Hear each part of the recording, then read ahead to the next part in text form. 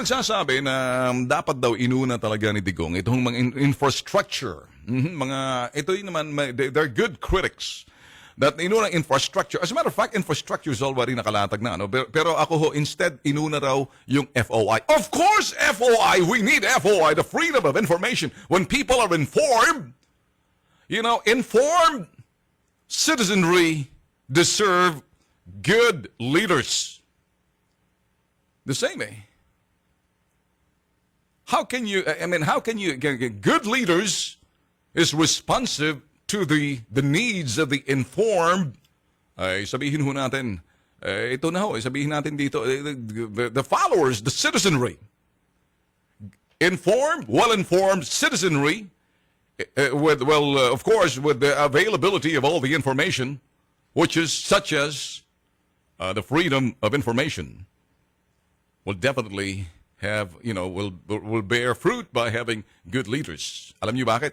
Pag ang isang mga mamamayan na talagang sila sabihin natin, nandoon ang kaalaman at madunong ho sila dahil available na ho, nandiyan na ho mga impormasyon na pwede ho mong kunin na hindi ka na manikluhod, naluluhod ka.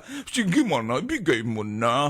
Sige naman. Ay, hindi po pwede. Once upon a time, tinawagan ko si Florencio Abad ng DBM and I asked this guy on the phone, sir, can we get this information as regard blah, blah, blah?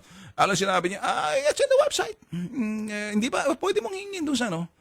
And then when you turn on the website, holy wala ho akong nakita. And that's the culture ho, with impunity, with audacity saying it. Available bang impormasyon? Hindi ho eh. So, now, ang ginawa ho ni Digong is to make it available by an executive order. Of course, kayo mga kongresista, makinig kayo. Ipasan nyo na kasi yan, ha? Kasi kung hindi, sabihin natin, magre-rebelde with impunity.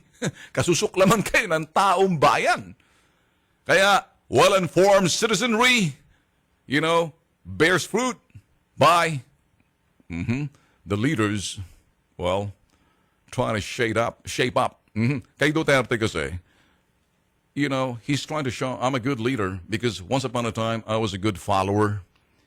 And to be a good follower, you must understand the basic things such as well-informed, education. Kasama ho yan eh. So, edukasyon ng tao. Paano mo ma-educate yung tao in the absence of, information? Na hindi mo agad makukuha kasi pinagkakaitang ka, itinatago ng mga putok sa buhong dilaw. Kayo mga dilaw, pula na kayo ngayon. Ang mga dugo ninyo, tandaan nyo, pula na.